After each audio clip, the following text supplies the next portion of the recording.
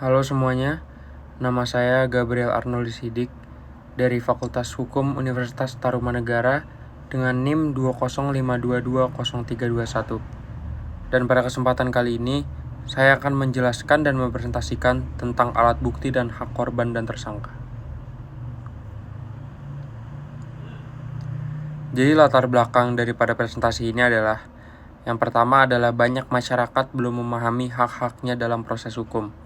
Dan yang kedua ada kasus pelanggaran sering terjadi karena ketidaktahuan. Yang ketiga, ada pemahaman tentang alat bukti dan hak hukum dapat mencegah kriminalisasi.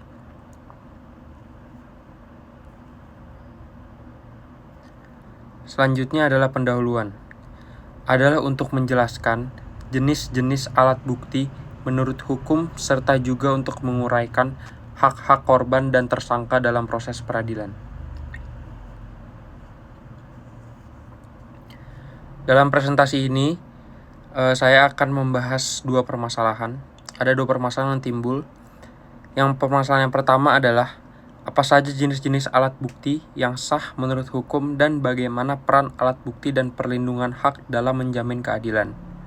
Dan permasalahan yang kedua adalah apa saja hak-hak yang dimiliki korban dalam proses pidana dan apa saja hak tersangka yang wajib dihormati oleh aparat hukum.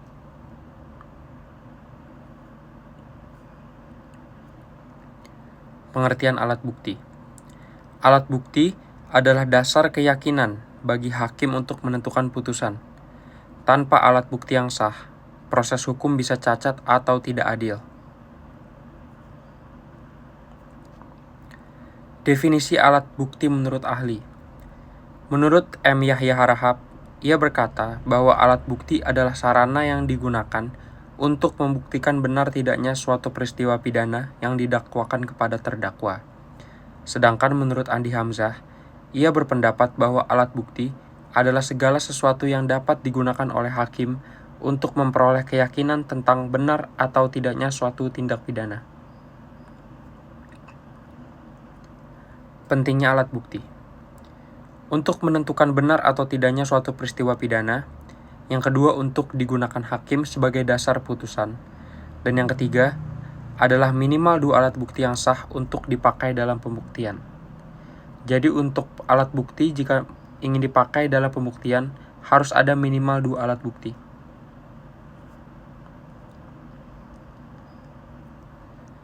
Sekarang kita akan membahas tentang jenis-jenis alat bukti berdasarkan KUHP.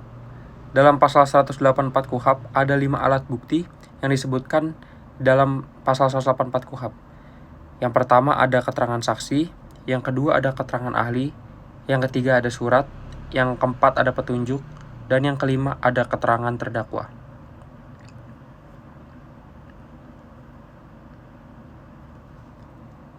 Keterangan saksi, definisinya adalah keterangan dari orang yang melihat, mendengar, dan atau mengalami sendiri suatu peristiwa pidana. Dan suatu alat bukti berupa keterangan saksi hanya dianggap sah jika diberikan di bawah sumpah, tidak berasal dari saksi yang dilarang, contohnya adalah keluarga terdakwa, dan disampaikan langsung di dalam sidang. Alat bukti yang kedua adalah keterangan ahli. Definisi dari keterangan ahli adalah pendapat dari seseorang yang memiliki keahlian khusus dan relevan dengan kasus yang diperiksa. Keterangan ahli juga hanya dianggap sah bila ahli harus kompeten dan independen menyampaikan pendapat secara tertulis dan lisan, dan mengikuti kode etik keprofesiannya. Alat bukti yang ketiga ada surat. Definisi dari surat adalah dokumen atau tulisan yang memuat informasi, keputusan, atau keterangan yang berkaitan dengan tindak pidana. Syarat sah sebuah surat untuk dijadikan alat bukti adalah harus dibuat, dikeluarkan, atau disahkan oleh pejabat yang berwenang, asli atau salinan otentik, dan terkait langsung dengan peristiwa.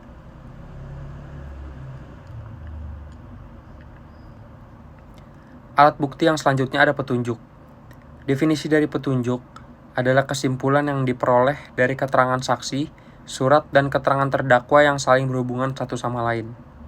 Dan syarat sah sebuah petunjuk untuk dijadikan alat bukti adalah hasil dari pemeriksaan yang sah, konsisten dengan fakta-fakta lain, dan didukung logika dan alat bukti yang penting.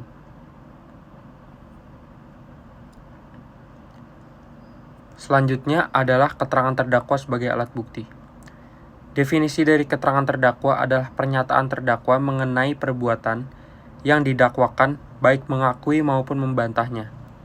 Dan syarat sah suatu keterangan terdakwa untuk dijadikan alat bukti adalah disampaikan dalam sidang dan disertai dengan alat bukti yang lain, sehingga keterangan terdakwa tidak boleh jadi bukti tunggal.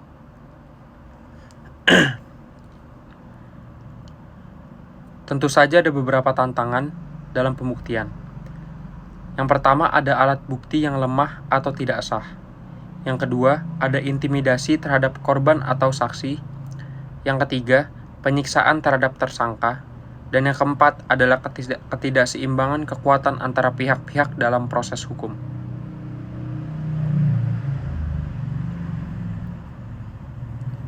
Sekarang saya akan mencoba memberikan contoh kasus sekaligus analisanya. Dengan kasus, saya mengambil contoh dari putusan nomor 174/Pitsus/2018/PN Mataram tentang tindak pidana peredaran gelap narkotika.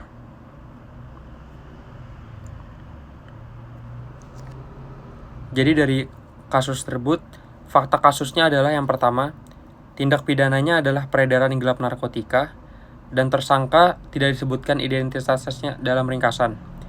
Yang ketiga, barang bukti, narkotika jenis sabu, alat komunikasi, dan uang tunai.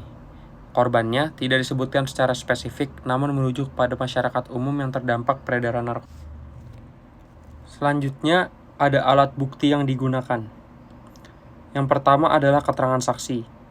2 orang saksi yang memberikan keterangan mengenai transaksi narkotika yang dilakukan oleh tersangka. Yang kedua ada surat, dokumen yang menunjukkan transaksi keuangan yang terkait dengan kegiatan peredaran narkotika. Dan yang ketiga ada petunjuk, bukti berupa rekaman percakapan yang menunjukkan adanya komunikasi terkait transaksi narkotika. Dan yang terakhir adalah alat bukti keterangan terdakwa, yaitu pengakuan tersangka yang menguatkan bukti lainnya. Pertimbangan hakim. Yang pertama ada pertimbangan yuridis. Hakim menilai bahwa alat bukti yang diajukan memiliki keterkaitan yang erat dan saling mendukung, sehingga dapat membuktikan bahwa tersangka terlibat dalam tindak pidana peredaran gelap narkotika. Yang kedua, pertimbangan non-yuridisnya. Hakim mempertimbangkan faktor sosial dan dampak dari tindak pidana tersebut terhadap masyarakat, serta rekam jejak tersangka yang memang mempengaruhi keputusan hukuman.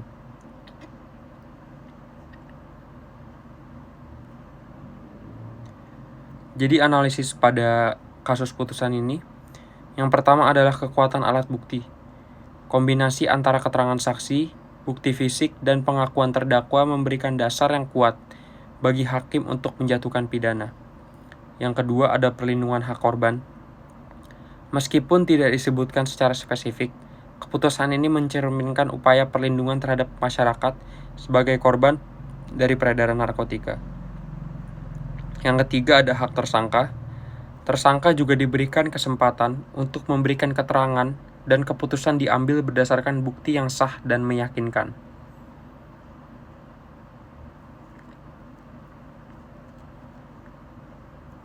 Selanjutnya, saya akan membahas tentang hak korban dan hak tersangka. Pengertian dari korban. Korban itu sendiri adalah individu yang menderita secara fisik, mental, atau kerugian harta karena tindak pidana. Korban juga bisa berupa perorangan, keluarga, ataupun kelompok. Pengertian korban menurut para ahli.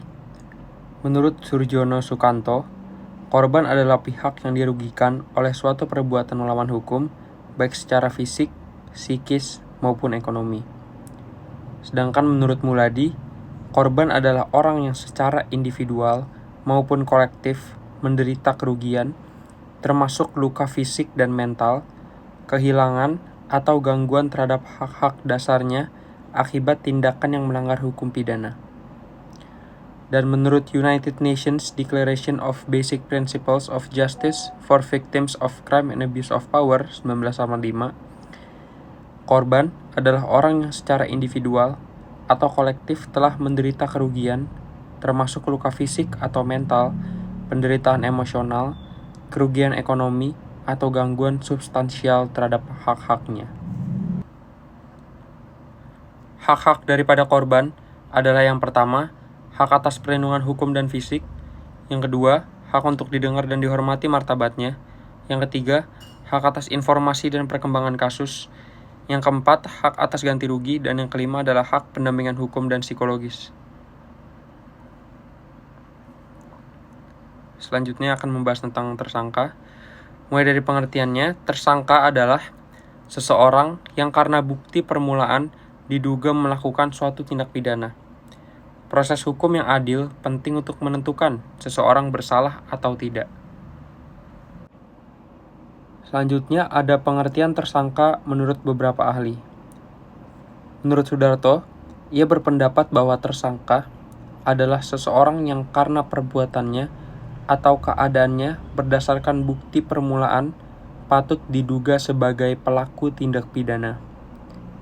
Yang kedua, menurut Mulyatno berpendapat bahwa tersangka adalah orang yang disangka telah melakukan suatu tindak pidana, dan karena itu harus menjalani proses hukum sesuai ketentuan yang berlaku.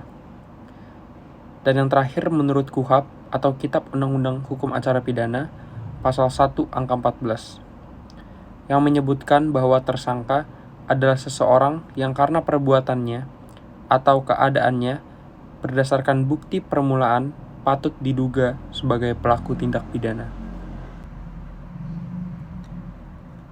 Hak-hak tersangka adalah: yang pertama, praduga tak bersalah. Yang kedua, hak untuk tidak disiksa dan mendapat bantuan hukum. Yang ketiga, hak untuk tahu alasan dari penangkapan. Yang keempat, hak untuk diam dan tidak dipaksa mengaku. Dan yang terakhir adalah hak atas proses hukum yang adil dan terbuka.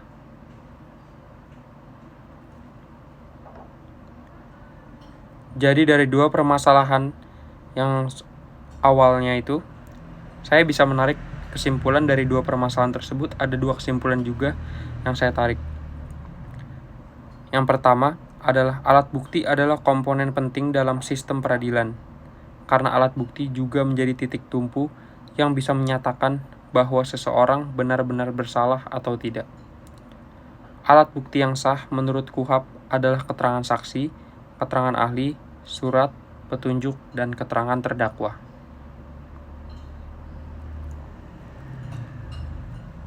Kesimpulan dari permasalahan yang kedua adalah korban dan tersangka juga masing-masing memiliki hak-haknya tersendiri. Untuk korban, haknya adalah hak atas perlindungan fisik, hak didengar dan dihormati, hak atas informasi dan perkembangan kasus, hak restitusi atau yang biasa lebih dikenal dengan ganti rugi, dan hak pendampingan. Sedangkan hak-hak tersangka adalah praduga tak bersalah, hak untuk tidak disiksa dan mendapat bantuan hukum, hak tahu alasan penangkapan, hak untuk diam, tidak dipaksa mengaku, dan hak atas proses hukum yang adil dan terbuka. Sekian presentasi dari saya. Mohon maaf kalau misalnya ada salah kata. Terima kasih.